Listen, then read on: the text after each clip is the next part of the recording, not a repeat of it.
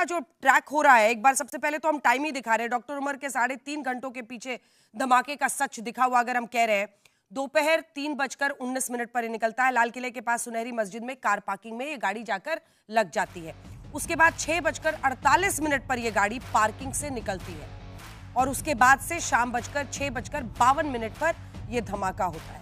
अब ये white collar जो हम कह रहे हैं, डॉक्टर अजय, मैं चाहती हूं कि कांग्रेस पार्टी के प्रवक्ता के तौर पर तो आप बात करें ही, लेकिन आप एक आईपीएस भी रह चुके हैं, तो पुलिस वाले एंगल से भी जरूर आज चर्चा कीजिएगा और बताइएगा कि कैसे ये आगे बढ़ सकता है।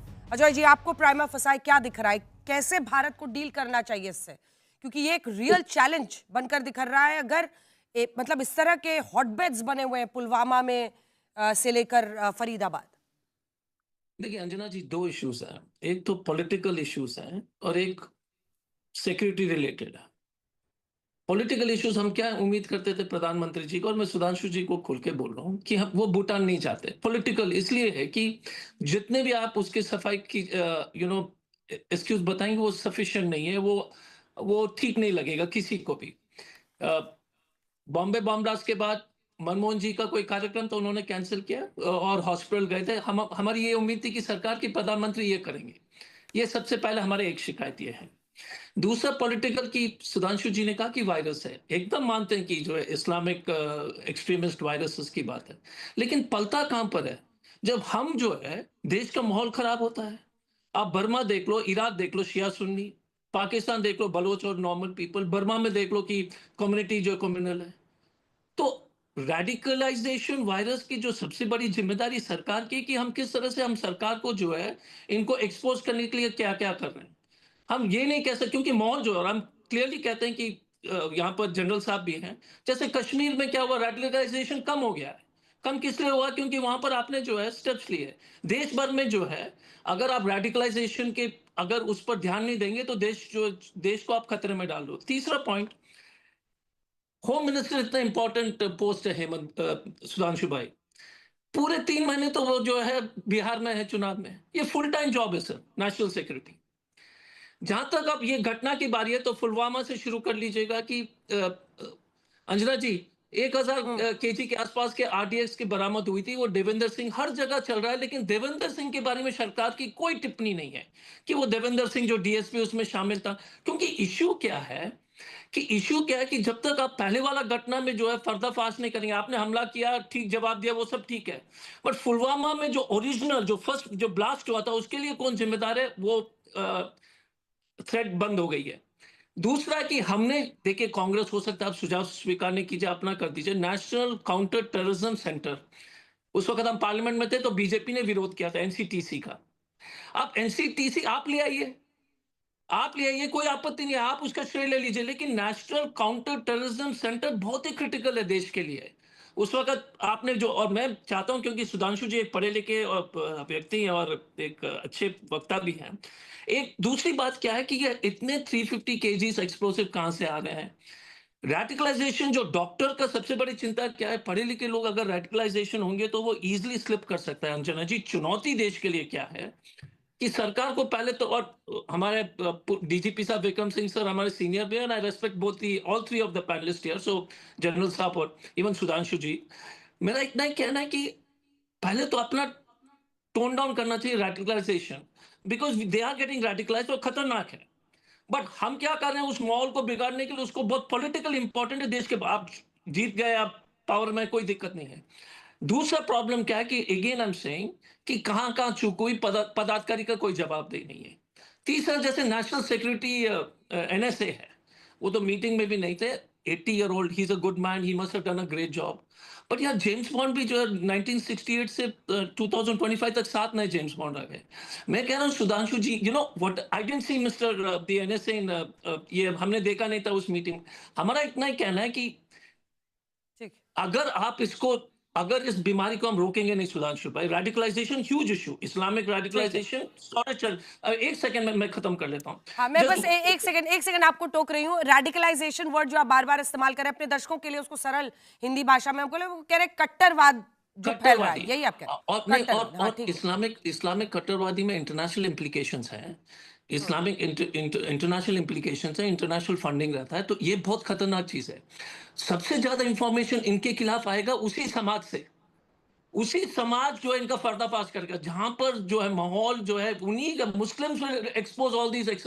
अगर आप उसको जो है, इसीलिए बहुत इंपॉर्टेंट है कि मैं हाथ जोड़ के बोलता हूं, NCTC investigation of Pulwama and will support you for all this, but for God sake ये रेडिकलाइजेशन, भाषा में वन कम्युनिटी वर्सेस ठीक है, other is not good for the country.